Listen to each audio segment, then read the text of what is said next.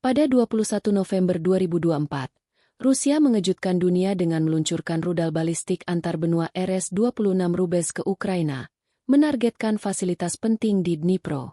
Ini adalah langkah eskalasi besar dalam konflik yang terus memanas. Tapi apa itu ICBM? Mari kita bahas. ICBM, senjata strategis yang mengubah kekuatan militer dunia.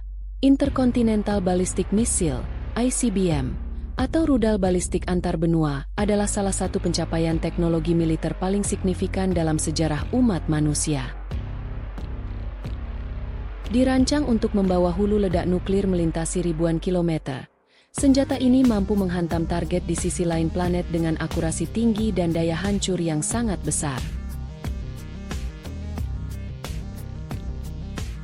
Sejak pertama kali dikembangkan pada era Perang Dingin, ICBM tidak hanya menjadi simbol supremasi teknologi dan kekuatan militer, tetapi juga pilar utama dalam menjaga keseimbangan kekuatan global.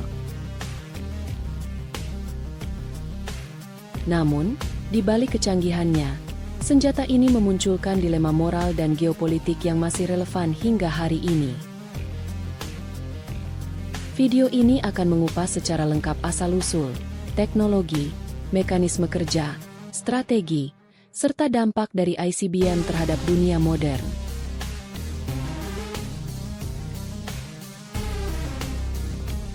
ICBM adalah rudal balistik jarak jauh yang dirancang untuk membawa muatan nuklir sejauh lebih dari 5.500 km. Senjata ini memiliki kemampuan untuk menghancurkan target yang berada di lintas benua, menjadikannya elemen kunci dalam strategi pertahanan dan pencegahan. Salah satu fitur utama ICBM adalah kecepatannya yang luar biasa, yang memungkinkan senjata ini meluncur melalui atmosfer, hingga mencapai luar angkasa sebelum kembali memasuki atmosfer bumi untuk menghantam target.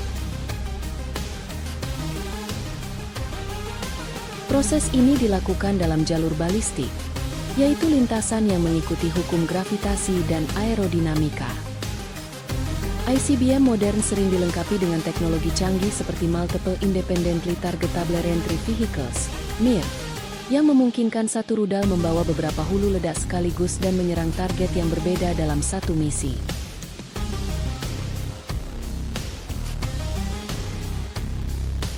Sejarah perkembangan ICBM. Awal mula, dari V2 hingga teknologi balistik. Pengembangan rudal balistik pertama kali dimulai pada era Perang Dunia Kedua dengan munculnya roket V2 milik Jerman. Didesain oleh tim ilmuwan di bawah Wernher von Braun, V2 adalah rudal balistik pertama yang berhasil mencapai luar atmosfer bumi. Meskipun hanya memiliki jarak tempuh sekitar 300 km, teknologi ini menjadi dasar bagi pengembangan rudal balistik jarak jauh di masa depan. Setelah perang usai, Amerika Serikat dan Uni Soviet bersaing untuk mendapatkan ilmuwan Jerman beserta teknologi mereka. Proyek ini dikenal sebagai Operation Paperclip Diaz, yang membawa banyak ilmuwan roket, termasuk von Braun, ke Amerika. Di sisi lain, Uni Soviet mengembangkan program rudal mereka sendiri berdasarkan teknologi Jerman. Era Perang Dingin. Lahirnya ICBM.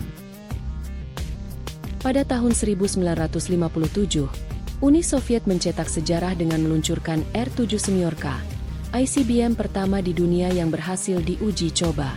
Rudal ini kemudian digunakan untuk meluncurkan satelit Sputnik, menandai dimulainya perlombaan luar angkasa sekaligus perlombaan senjata nuklir.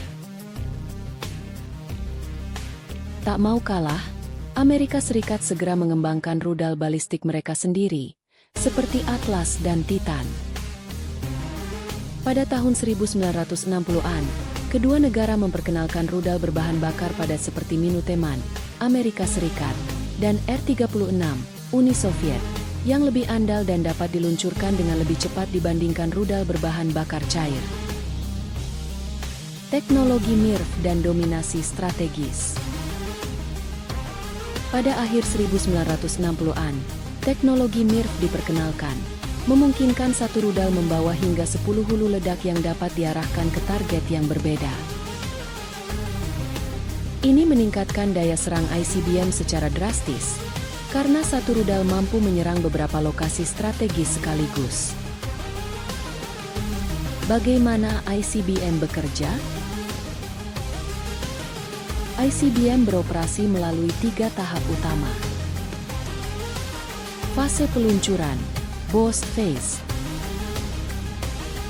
Pada tahap ini, rudal diluncurkan dari silo bawah tanah, kendaraan peluncur, atau kapal selam menggunakan roket pendorong bertenaga besar. Roket ini bertugas membawa rudal keluar atmosfer bumi.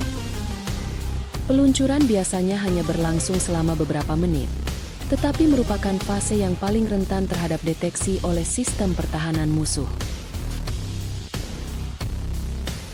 Fase tengah, mid-course phase. Setelah keluar dari atmosfer, rudal memasuki fase tengah di mana ia bergerak dalam jalur balistik. Pada tahap ini, kecepatan rudal dapat mencapai lebih dari 24.000 km per jam. Sistem navigasi canggih memastikan bahwa rudal tetap berada di lintasan yang ditentukan. Jika menggunakan teknologi MIRV, hulu ledak akan mulai memisahkan diri untuk menuju target masing-masing. Fase reentry, terminal phase. Ketika mendekati target, hulu ledak kembali memasuki atmosfer bumi dengan kecepatan hipersonik. Ini adalah tahap yang paling sulit untuk dihentikan oleh sistem pertahanan rudal musuh, karena kecepatan tinggi dan lintasan yang tak terduga membuatnya hampir mustahil untuk dicegat. ICBM dalam strategi militer. ICBM bukan hanya senjata penghancur, tetapi juga alat diplomasi dan strategi. Dalam doktrin Mutual Assured Destruction, MAD, keberadaan ICBM dianggap mampu mencegah perang nuklir. Logikanya sederhana, jika kedua pihak memiliki kemampuan untuk saling menghancurkan, maka perang skala penuh tidak akan terjadi karena risikonya terlalu besar. Namun, keberadaan ICBM juga memunculkan tantangan baru. Perlombaan senjata. Negara-negara besar berlomba-lomba meningkatkan jumlah dan kemampuan rudal mereka. Risiko eskalasi. Kesalahan kalkulasi atau peluncuran yang tidak disengaja dapat memicu perang nuklir yang menghancurkan. Negara-negara pemilik ICBM. Hanya segelintir negara yang memiliki kemampuan ICBM karena kompleksitas teknologi dan biaya pengembangannya. Berikut adalah negara-negara yang memiliki ICBM dan sistem utama mereka. Amerika Serikat. Minuteman III, berbasis darat. Trident 2D5, berbasis kapal selam. Rusia. RS-28 Sarmat, Satan II, salah satu ICBM terkuat di dunia. Bulava, berbasis kapal selam. Cina. Dongfeng 41, DF-41, ICBM dengan jangkauan hingga 15.000 km. Korea Utara. Hwasong 17, salah satu ICBM terbaru mereka yang diperkenalkan pada 2022. India. Agni-V, ICBM yang dirancang untuk mempertahankan kekuatan strategis di Asia. ICBM dan tantangan era modern. Di era modern, ICBM tidak hanya menjadi senjata militer, tetapi juga alat politik. Kemampuan sebuah negara untuk meluncurkan ICBM seringkali digunakan sebagai pencegah terhadap potensi agresi dari negara lain.